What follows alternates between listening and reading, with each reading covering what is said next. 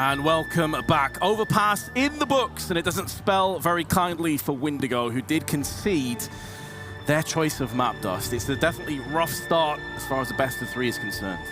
Yeah, certainly not the position Windigo wanted to be in. Losing your whole map like that, losing your pick, definitely not a great spot, especially going on to Nuke, a map that is definitely Windigo's least played. They really don't play it. They don't favor it at all.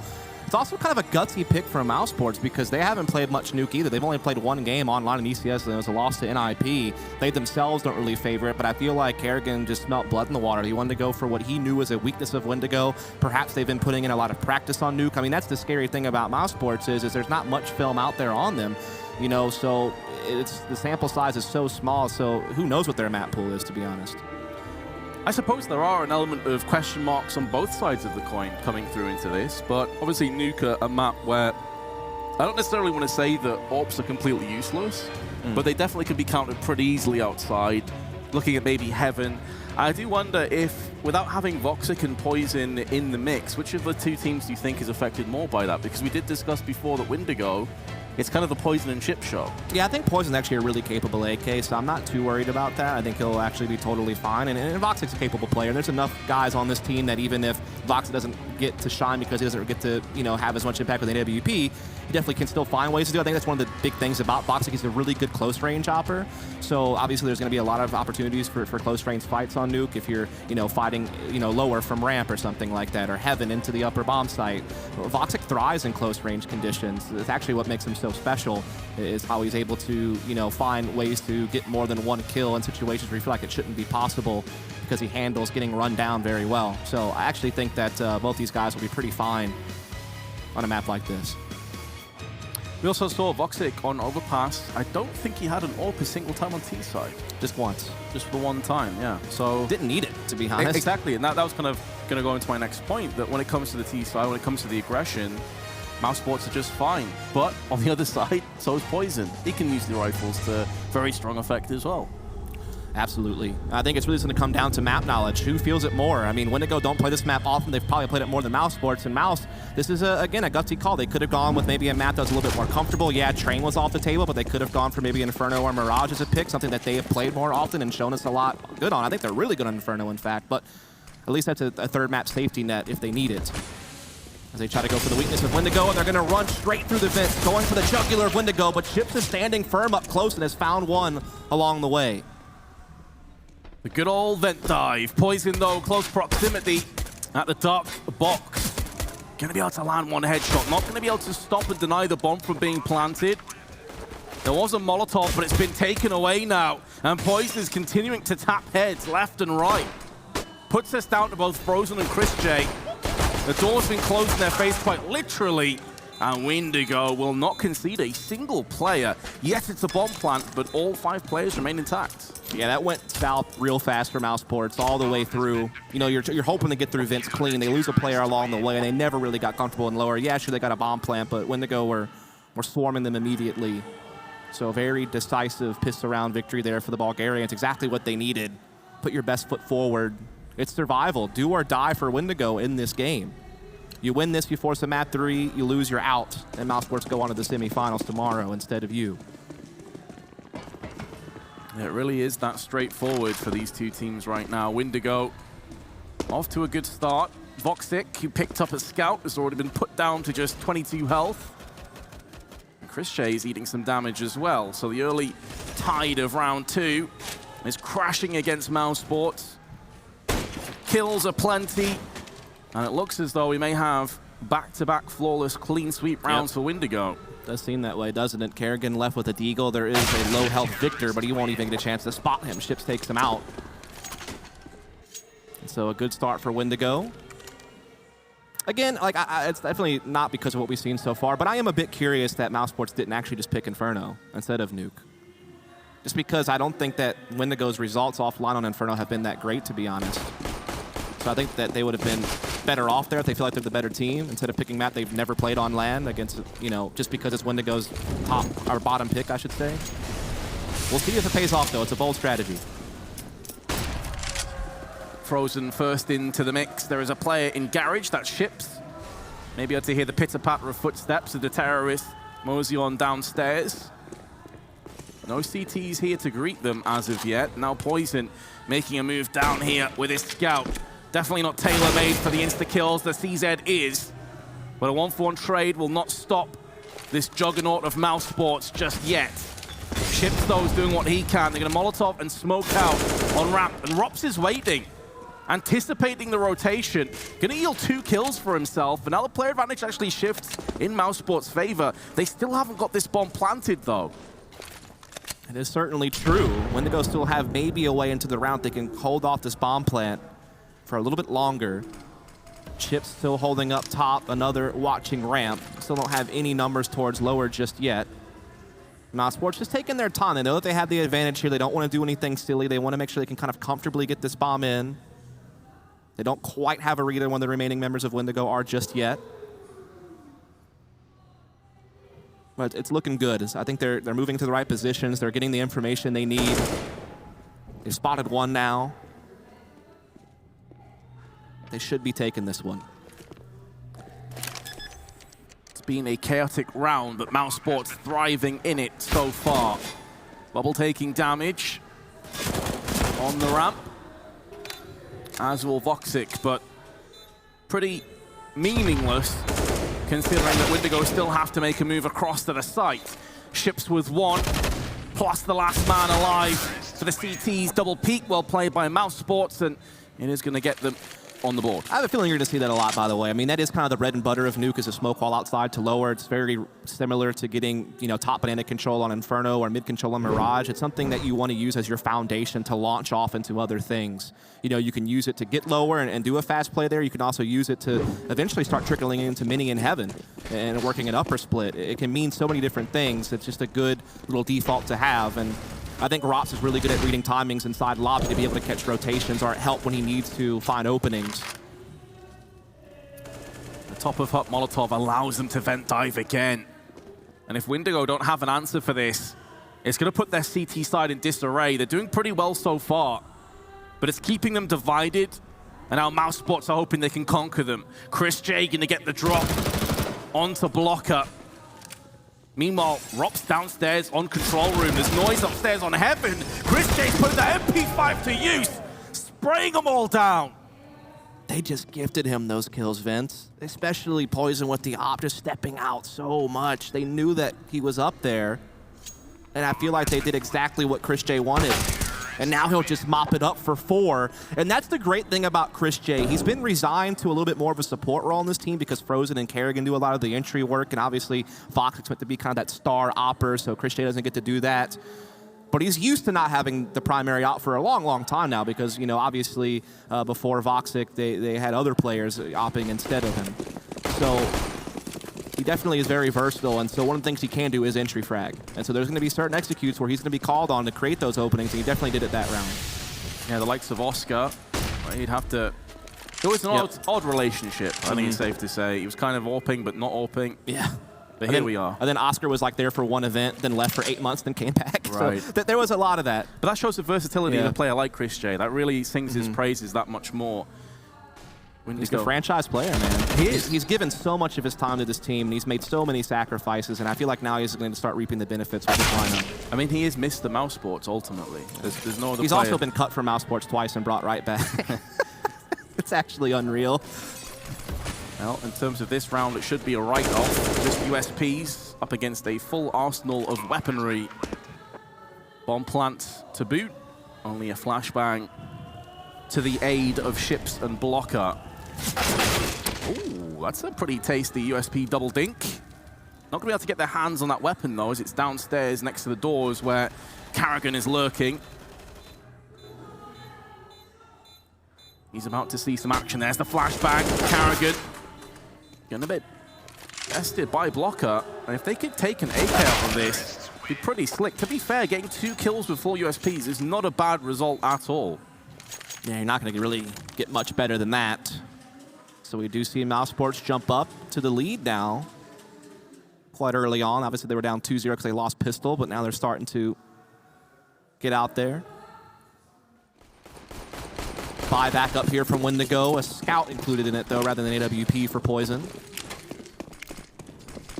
And it looks like we're going to see that outside smoke wall again from Mousesports. Just trying to get the outside control, or at least fake that they're going for outside control. In fact, everyone's still in the lobby. Kerrigan looking to maybe explode out Hut and get an upper execute going. This is a nice little feint from Mousesports. And look, it's wide open for the taking. Spray not quite on point as the player in heaven just ducked down and hoped for the best at his poison with his scout. And this has been a few rounds in the making, and all off the back of that Molotov that landed on top of Hut. They pull back. It's such a good call from Kerrigan. And you can see that Windigo were in such a poor position to deal with this push. It's what we discussed earlier, though, man. That outside smoke wall means everything, but it also means nothing. It just means you have to respect the fact that they could be going lower stairs, and you might have to worry about a lower hit. But it can also, in situations like that one, force you to respect it, but then now you've created a vulnerability. You're not going to expect an upper rush. And I think it's also a great read from Kerrigan solely because he knows that Windigo do not have the utility to keep chain incendiaring or smoking Hut. He knows he's not going to have to run through fire and take damage from utility on his way in. That's the perfect play to make in a low utility situation from CTs. So you got to tip your hat to the man. Exactly. Plus a low probability of player being on top of Hut because they've been counted time and time again. But here is Frozen's play outside. Yep. Very nice AK work. And think about what this does to the mentality of Windigo. You're conditioning your opponent very well now because you've made that smoke wall mean very opposing things early in the game. Usually it's not until the latter part of the half that you start throwing in fakes off of that smoke wall. But Kerrigan's done it 6 rounds deep into the game, or 5 rounds deep into the game, excuse me. So now you're really going to throw Windigo for a loop time and time again when you keep laying those smokes down. At a certain point, Windigo are going to be forced to make plays off of it, whether it's kind of overstacking, lowering, and pushing up themselves through the stairs outside, or pushing the smoke, or playing up close on outside. They're going to have to start making some tweaks when they start seeing those get laid down. Reminiscent of how Mousesports approached the CT side of Overpass with their aggressive plays, knowing that the B hits will be coming in thick and fast, but here come Windigo. They're going to take the fight to Mousesports outside. Pistols, AUG, Mag 7, real bottom of the barrel buy.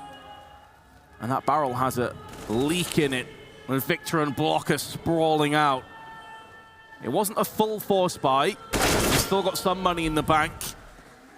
But they're going to be called upon to use that momentarily as they're hemorrhaging losses all across the map. Just another perfect read from Mousesports. They threw the smokes outside and they sat back and they knew it. They're like, yep, they're going to push up close. They're probably low economy. They're probably getting pistols. They're going to try to get in our face. It's just Kerrigan's always one step ahead. It's really about this next rifle round. I'm very curious to see how Windigo go ahead. That's really what the timeout was called for. You have to feel. I mean, the Mag 7 armor would not be a bad save considering that Bubble is down to $1,000. It's also, this is one of the maps where shotguns are actually quite viable. Sure. Plenty of people buy the XM, for instance, and play Top Hut with it. So likes of Magisk, of course. Very back good. In the day. That's a real big throwback, but Steel also is known for it. Yep. There's a lot of close-knit claustrophobic angles where the shotguns really shine. So Bubble saving this certainly would not be bad news for Windigo. The downside is they will be 5-2, trailing on Mousesports' choice of map. And of course, if you just joined us, Mousesports did win map #1 of Overpass. So the pressure is being turned up to 11 now for the Bulgarians. And is Bubble going to die straight up? No, does find a kill, but not able to get his hands on the weapon. Chris J's probably just like, man, what in the world?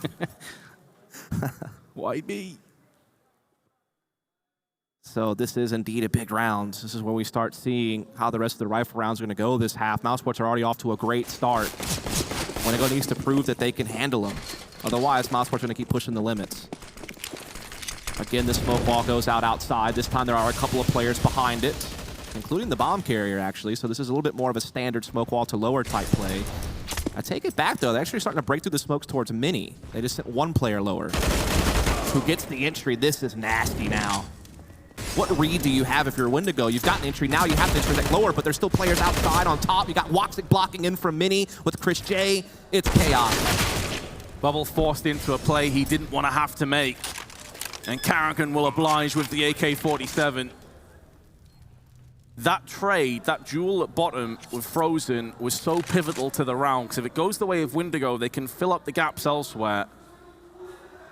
but there is no doubt that Windigo are so incredibly uncomfortable on the CT side. Nothing is working out for them. Karrigan is constantly 2 steps ahead. That's the 4th different variation that Karrigan's called off that same smoke wall outside. He's done this traditional lower, he's done an upper explode off the smoke wall, and this time he does a mini push through. So he is in Windigo's head. They have no idea what's going on. It certainly helped that Frozen gets the entry right away in the heads-up one-on-one duel. If he loses that fight, that round probably goes a lot differently because they don't have to rotate and respect lower as much. They can kind of fin for the mini push, so that's a big kill. Plus, just like that's a big chain from Chris J, man. I think it was Ships downstairs. Yeah, Ships downstairs could have also gone into Vent upstairs to help them out on A, so that's why it's so pivotal. Chris J. Quite the beast with the SG. We saw a couple of crazy headshots on Overpass as well. Can we get it back on his chain again? He's got a massive necklace, dude. It's pretty great. Maybe later. I'm not sure where you're going with that one for a second. Another dominating chain. It's his milestone, man. Someone will get that. Second timeout being called for Windigo. Fairly early on, considering we're only into round 9, but they want to build something on this CT side. Try and fend off while they can. Chris J, speaking of entry fragging, no fear, straight out onto the vent. Not going to anticipate this kind of aggression, and it's all going the way of the T's.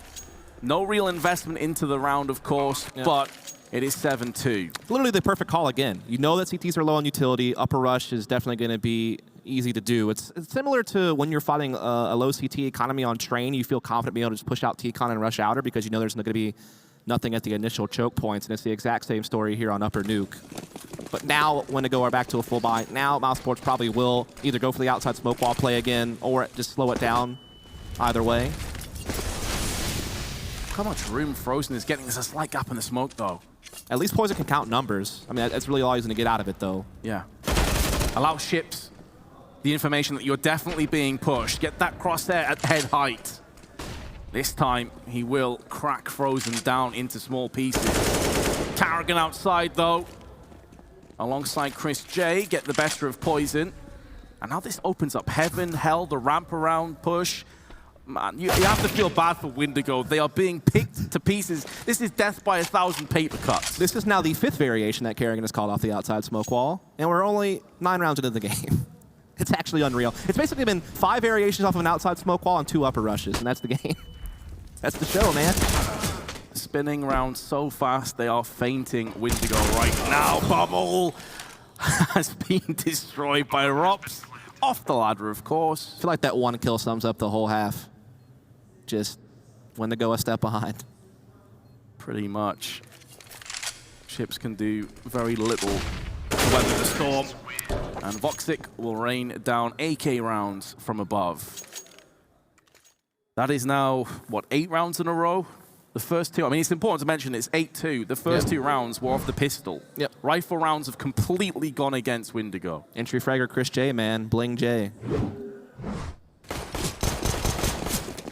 Has a ring to it. I'll give you that. He's got a lot of nicknames. Land J.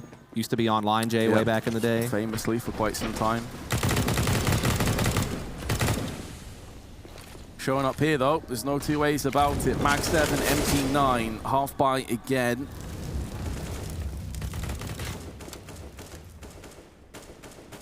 Mousesports slowing the pace down, seeing if Windigo go for any aggressive pushes to try and counteract the dominance that we've seen so far. Man, the pacing of Karrigan's calling this whole half has been so brutal. They have perfectly played out this T side. All the different variations of the smoke wall, whether it was go lower, whether it was hit mini, whether it was, you know, flank heaven, upper rushes at just the right times. They know that Windigo didn't have the utility to stop it. Frozen, even he's not been getting entries outside, has created so much pressure and diverted so much attention from what's going on elsewhere on the map. 100%. Once again, an indicator that stats don't mean very much. Frozen doesn't have the most kills, but his impact has been felt time and time again. Ships not able to do anything, and that really has been the issue for Windigo. I'm at a loss for words, Vince, and I imagine the coach of Windigo might be in the same boat. I mean, it's just, you've had everything thrown at you. There's been no constant that you could try to adjust to. Mousesports have varied up their play way too much from round to round. This is what you have to feel is their last stand. Double op, just a few rounds left in the half to go. It's do or die for Windigo, man. They need something out of this UC half. Heavy damage inflicted, but Frozen's wild spray yields the kill onto Victor. The woes continue, salt in the wounds. Poison gonna try and play aggro behind the smoke, but Flash to greet him in his face with AK-47 bullets. Chris J from the side of Blocker. This is a massacre. Mousesports are laying Windigo down where they stand. Straight up executions. I feel like as a viewer, it's very easy to look at this and just say, man, Mousesports are just out-fragging Windigo. No, they're also out-shot-calling Windigo. Look at the utility they use on that upper execute. Look at how Christian was able to sneak in and get in a player's face without him even knowing that he was there. They are doing so well playing off of each other. Chris J's in full entry fragger mode. Screw all that support nonsense. He's out there leading the charge. And that's, again, one of the great assets that Mousesports has. It's not just the stars, it's Chris J's versatility. He doesn't have to call anymore, so he can focus even more on fragging. He's like a luxury fourth best player on the team or something like that. I'm not sure how you want to do the pecking order of who's best on this team, but he's a luxury to have alongside star-level players like Voxic, Frozen, and Rops. We said that the coach and the players on Windigo may be speechless. They've had 2 rounds to put together some kind of motivational march forward. Unable to do it, and this is the 3rd one, and their last. I just don't know what they can even think of. I mean, other than just kind of calming down and trying to get their mentality right, there's no tactical adjustment they can make. Again, Mousesports I think they've only run the same strat twice once. Every round has virtually been far, far different, other than some of these upper rushes. So there's no real tweaks you can make or gaps you can look to expose. Nothing's gone your way. Nothing to really build off of. Again, I think this is more of just a calm the minds type thing. And pardon me, there is one more timeout at their disposal. Wonder if it'll end up meaning a great deal, though, if this continues in the form it has so far. Just can't catch a break, Bubble. No. One of the really few can't. players with some decent weaponry has been silenced. The kill switch flipped. 1 smoke to play with, an MP9 and a CZ. Poison. I thought Overpass was brutal, then Mousesports just said, hold my beer. Watch this. Pretty much. Chips at least has got an AK. I'm really desperately trying to see some optimism in this game. This is a struggle. Not only for Windigo, but for me to come up with something to analyze. I got nothing. Yeah, there's only so many ways you can see that Windigo getting wrecked. Yeah, it's pretty before much it becomes a bit redundant. Yeah. Come on, Chips, give us something special. Nope. Well. I'd love to hear what the desk have to say about this after this game, because this has been a complete blowout. And there is the man on your screen, one of the key mastermind elements of Mousesports, Carrigan, alongside Voxic. Again, it's just like the perfect game. It's like pitching a no-hitter, except for losing the pistol. Again, the charge forward here through Squeaky. Again, there are some counter incendiaries to slow down the push. Frozen, last time that happened, still got the spam through Mini for an opening. This time that doesn't happen. So Windigo has to survive the first few seconds, Vince. Never mind. Did you get 2 kills, though? There's something to get excited about here. And there's Bubble. Auto Sniper ripping through Robson Voxic. Frozen has plucked himself out the 1 kill. But he has been carved by the Auto Sniper and Windigo. Okay, there we go. This is going to be a 3rd round. So Mousesports were attempting another new play there. They were faking the upper push, and then they were actually going to go through ramp. But Bubble had the Auto Sniper, which we didn't get to see on camera, but maybe we'll see it on the replay. Was in the right spot at the right time to stop that ramp push from working out. So finally another round on the board for Windigo, but still so far behind. And the half's not over yet. Still 1 left here, but that's a great little move from Bubble. Finally gets an opening. That's a great Molotov as well. And it's the bomb. So this is going to give Bubble some control now. And he's going to be able to pivot off this. It's his second. No one's seemingly reacting to the fact that he was pushing up. Now they're going to get their man, but it's at the cost of 3 lives. Chris J, who's been so good with the SG, this time it lets him down, leaving Frozen outside. 1 of 3. 2 more to go. Ships and Victor. Ships is the top fragger for Windigo as it stands. The only player coming into this round with more kills than deaths. For the Bulgarians. Frozen, time at his side. Bomb, not so much. Under control. Give him a chance to go into heaven. The problem here is, with the bomb so far away, he is going to decide to go ramp instead. It's going to be so hard to grab this the way the CTs are positioned. One of them is really far back, though, in the T spawn. So if he wins the 1v1 and grabs the bomb, he actually could get off scot-free. Obviously, he can't know that, though. So there's still going to be a lot of mind games going on. He has to worry about Squeaky Hall, Hut, everything. He does have nades, though, Dust. You're assuming that a Molotov, a flash, just anything is going to precede this. There we go. It's going to be a smoke. Trying to draw out, find one of these players. Throws it shallow enough. There's a Molotov behind it, but there's Victor, who pushes the Molotov. And at least the Bulgarians finish with 2 rounds to add to their first 2. 11-4, but is it still a bridge too far? Yeah, that was a brutal half. They stopped the bleeding somewhat, but you gotta feel like maybe it's not gonna be enough. But we'll find out for sure in just a few moments. Stay tuned.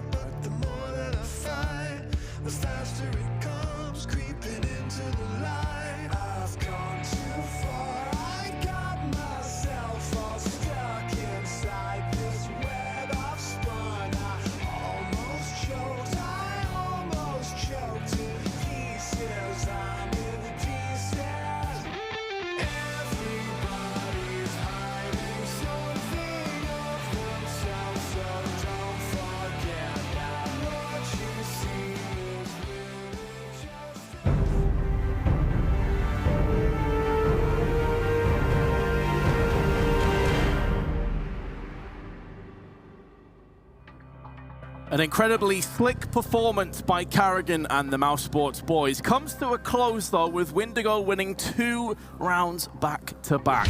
Is that going to be enough for them to pivot off and make this comeback a reality? It's going to have to be Dusk, because if they don't, they're out. Indeed, they will be taking the trip home, with Mousesports moving on to the semifinals instead. Such a brilliant T-side for Mousesports. Amazing shot calling from Carrigan, the correct pacing, the correct variations. Really had Windigo lost the entire half. Now they switch to defense to try to put this one away. Windigo taking things nice and cautious. Now they'll start working towards the ramp room. Rop's waiting, though, at the headshot box. Doing enough to keep the T's interested and not giving his life away. Chris J next. Up in line to fend off the swarm of terrorists, and he's going to do a pretty good job of putting the blockade up in a form of USP rounds, 2 delivered first class. He will eventually go down, but certainly with a fight. Now Frozen's going to pick up the slack. Victor can get this bomb. dinks Rops down to just 1 HP and finishes him off. Picked up the bomb as well and does have 45 seconds to his name, but the timing could not be worse. So unlucky. And Frozen is going to strike in that second pistol, and a huge lifeline has been lost at sea now for Windigo. Again, amazing round management for Mousesports. They saw the aggression coming and they got away. You know, Rops getting away from Rant, not allowing himself to go down. Chris J backing out of lockers, conceding hell, but knowing he could kind of aggress later with his Heaven player and put them at a halt. And so, again, just smart decision-making for Mousesports nets them a positive result time and time again this new game. Now they will go ahead and get some rifles and SMGs in play against just some upgraded pistols at best from Windigo. Looking to get to 13 in quick fashion. That's been a pretty rapid round on the side of Windigo. Getting downstairs, some interesting positions. That only gets you so far. It's about converting the opportunities. Blocker, best Carrigan, close range. Chris J makes the most of Poison's shoddy deagle work. I think it's safe to say we'll be disappointed he didn't connect one of those headshots. And Windigo a player down. Chris J is going to go for the hunt. Does become the hunted, however. Victor on 1 HP will strike gold. This bomb is still lumbering its way downstairs, though, Dust. They've still not got this planted. No, but now Rops is sliding into a fantastic position here on the center rafters. And so once they do come into the site and try to plant, he can immediately put a halt to it. Taking his time actually allows it. He wants to ensure the kill rather than trying to just give his position away. This is definitely intelligent stuff. Now he'll drop on down when the time is right, finds the kill, but still in a tough 1 versus 1. Smokes down, but he doesn't really have a kit. Now he does. Tries to go over, but Blocker will put a stop to it. So there you have it. Finally one on the board for Windigo. Yeah, they are going to pick up a 5th round. Rops, he bided his time. I think what he wasn't expecting is the player would spin around and headshot him, so he's very low in that one-on-one at the end. But Mousesports, they are going to be forcing right back into this with 2 scouts. So firepower is there, but there's no kind of buffer if they were to concede. And this is going to be rapid, though, so they're getting straight in there. Windigo aren't messing around. They went blood. They can smell it in the water. Oh, no. And they're looking to pounce, but this Carrigan is coming out swinging, and Windigo have been utterly dismantled. Victor's going to get the drop on Voxic. Last player left standing. They're all peeking him one by one now. It could go his way, and indeed it shall. He is the lifeline they so desperately required. Anything but convincing, though. What a roller coaster ride of a round. You thought they made the right call going quick upper. It's the same thing Mousesports were doing, abusing the fact that there's low utility on the CT side, but they never cleared Carrigan off of top hut. He just was putting on a clinic here with the CZ. Luckily for Windigo, Victor pulls off the 1v3 through mini as Mousesports got caught off guard at first and then just kind of faced them one by one a little bit too much. Now Mousesports will have to concede and take more of a save. Carrigan still, though, finding work with this CZ. Picks up an AK, finds a second. Bomb is down at Squeaky Door. This is looking rough for Windigo once again. I'm at a loss for words. How in the actual hell that happens? 2 kills, a CZ into AK. No one there to avenge. Yes, Ships is getting a lot of free reign outside. All of this is his now. He's planted down the Bulgarian flag, but elsewhere, it's going awry. He's taking bullets left and right, and Carrigan, leading by example, drops the AK down to one of his A defenders. As he will claim the second one, and he is bragging out, nearly gets the ace, and Frozen will take it away from him. What a performance from Carrigan once again. Carrigan's so smart, man. After he got the second kill, he got boosted into the Raptors, knowing Heaven was an option. He had kind of a scout out there who picked up on it, so Carrigan pushes close to Heaven, gets that kill. Molly Squeaky at the perfect time and drops an AK to a teammate on the floor. So it's not just flashy frags, it's also quick snap decision-making that's optimal. And so they rob away around from Windigo. Windigo taking the timeout again. You feel like this is more of just a calm down type moment. You haven't really seen much to try to counter yet. Now you just have to try to think, what's our best play? What's the tactic we're most confident in? And that body language from Bubble says it all. Head in hands, scratching his face. Cannot believe what just happened. A golden ticket back into Nuke. Has turned out to be a fake. They've been sent packing. And now how the roles reverse in terms of finances, it's Windigo's turn to have basically nothing. Taking a leaf out of the Mousesports playbook with a Molotov on top of Hut. And Blocker outside. He's going to come in with the first kill, but here's Rops pivoting around, turreting his way to 2 kills. Couldn't get a triple.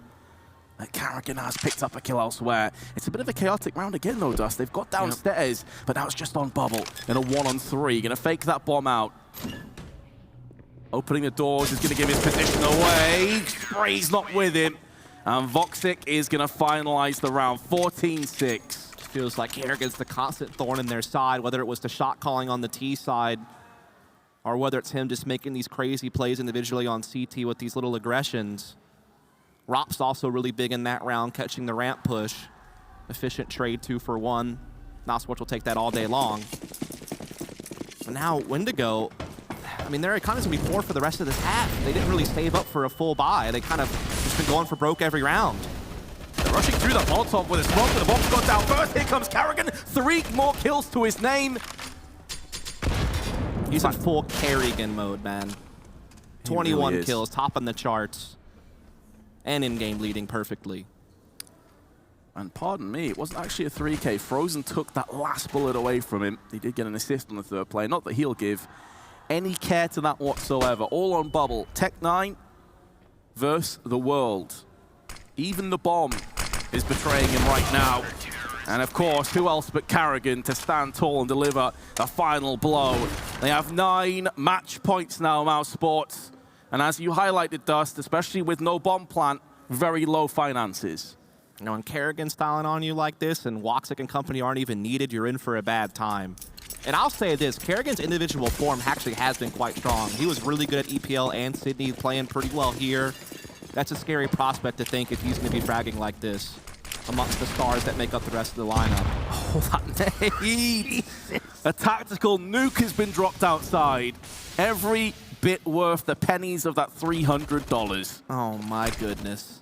They are so soft. There's still more HE grenades on the table as well that could come through these smokes as they go into lower. Not quite though, but Chris J sprays one through as they get to lower. Now Frozen's here to greet them at the corner, lines them up, knocks them all down. Just 1 frag away from moving on to the playoffs, and there it is from Woxic. Great series from Mousesports. That's all you can really say. There's not really much you can add. That Nuke performance would make you think they're a team that made Nuke. Maybe that's something that's going to be on the cards going forward. But 100% win rate on Nuke now on land, Vince. You have to respect it now if you're one of the other teams. That looked like a fantastic T-half. We didn't really get much of a chance to see their CT side. But you could definitely tell they had stuff prepared. They knew what their default roles were going to be. They knew they wanted to let Rops be kind of the timing player in lobby and ramp. They knew that they wanted to have that foundation of the outside smoke wall and all the different variations that come off of it. They showed us basically every single one that they have, and all of them worked. Oh, man. Like, as someone who enjoys strategy, just watching how Karrigan called that T side, watching all the mid-round protocols, all the little kind of audibles you can call off of the smoke wall, when he called the upper rushes and how he executed them, watching Chris J entry frag with style, man, that was so fun to watch. Yeah, there's no doubt. We're going to head over to the Despo guys to break down that sick performance from Mousesports. We are. I think I need some penicillin after that. My word, Karrigan, I hope they do pills for the condition you've just given me. How fantastic was it to see Mouse not shaken at all in their confidence after yesterday. They were on fire today, and they gave what we expected from them, Potter. They definitely were, and as Dust mentioned, Karrigan's CS IQ is so strong. I mean, we had a lot of risky plays, but kudos to them for the confidence to bring those set pieces out. We saw Frozen consistently rushing down that secret, and he wasn't trying to get map control. He was just trying to gain space, draw out the attention, and the other Mousesports players just freely walking into connector, walking out the bomb site, and they had upper A rushes. So we had a lot of variety here. And we just saw that incredible 1 versus 2 from Karrigan. What was the reaction like actually in the green room to that? I think everyone just called out that was the best play of the of the event so far. And for Karrigan, just like to point out the fact that this guy was everywhere. Incredible calling, great clutching, and he was hitting so many nutty shots, opening up sites single-handedly multi-kill shutdowns. He really made up for that. I wouldn't even call it a whiff getting see it goat yesterday. He made up for it by, like crazy. Redemption tale. today for sure. I mean, even on Nuke, just the 4-kill and then just jumping onto a hut, just, you know, just really casually like the smoke comes out, 3K, bish, bash, bosh, 1 and done, or 3 and done, I suppose would be more accurate. And let's take a look at that scoreboard just to see the numbers put up by the boys. There we go. It's not very often that you see the in-game leader of teams stacking up at the top of the scoreboard, but that's what we saw today in Kerrigan in this series. Did he really get 88 kills? I think it's a little... No, that's a little not wrong accurate. That's not accurate. But he did get a lot of kills, indeed. It does seem like he could have gotten that many. Yeah, 88 kills in 2 maps would be kind of insane. That would make Simple a little worried about his crown. But yeah, keeping all that aside, let's look at the maps, right? Overpass, definitely a map that Windigo were looking very comfortable on, but it didn't quite work out for them. And then Nuke, this Nuke pick, it just showed what Kerrigan has in plan for whoever is going to be facing in the, down the line. For sure, and Mousesports, even their CT side was so strong. They had consistent party control, and they were just really constricting Windigo. They had to go B bomb side, I think 12 out of the 15 rounds, and that wasn't by choice. That was because Mousesports controlled the entirety of the map. I wanted to ask if Windigo had sorted out their anti-eco issues, and we saw that they kind of had on overpass, and then... What an idiot. Excusez-moi, monsieur. What an Excusez-moi. idiot. I don't Sacré know. bleu. Honestly, you just can't get the casters these days. Well, luckily, I heard that actually Vince and Dust, they're going to be casting all the matches tomorrow, so that guy will not be back. He's banned from the building. Now, He's been fired, yeah. we have got an actual special guest this time because Kerrigan is ready and waiting to talk to us. Hello, sir. How are you doing? Hello, how are you doing? Oh, well, we're doing very good after watching that performance. Oh, my goodness. Did you not want to save some for the rest of your team? I think we played good all team. I think it was a hard match to begin with on overpass, but I think we overcome the way they play really good. When it came to the Nuke side, right, like T side was great. What did you kind of fix? We had this conversation as well before the game. We're just outside just having a quick chat, right? And the CD side, was there anything different that you tried this time compared to the NIP game that happened a few days back? No, I feel like the NIP game we had on ECS was basically playing a very routine team on Nuke. So they knew how to abuse the gaps in the map, and when you play a team like, for example, Astralis, ENS, and NIP and Nuke, they're going to do that, and that's the experience we need. Because I feel like we can beat lesser teams on Nuke, but it's something we have been working on since before Sydney, actually. And also, one more quick question would be, Frozen as a player, right? He's been a young kid who's been brought into the team, and how's it been gelling for the team so far? I mean, he fit in perfectly, I would say. Always the question when you pick up a young player is how does he understand the game? How does he cope with being put in position he's not comfortable with sometimes? And I'll just say, like, it's very unique being 16 years old and have so great mind for the CS and understanding the game, understanding the information you get and how to kind of find gaps in the enemy. So he's really good at that, and I'm happy to be on team with him. I want to ask, though, what was the discussion like back at the hotel yesterday after you lost against Valiance? Because Kerrigan, obviously, you're a very experienced leader, so I imagine you're quite good at getting the guys feeling a bit better, feeling more confident. So what did you have to say to them? I mean, before I rewatched the game, I had a bad feeling, like it felt kind of off yesterday.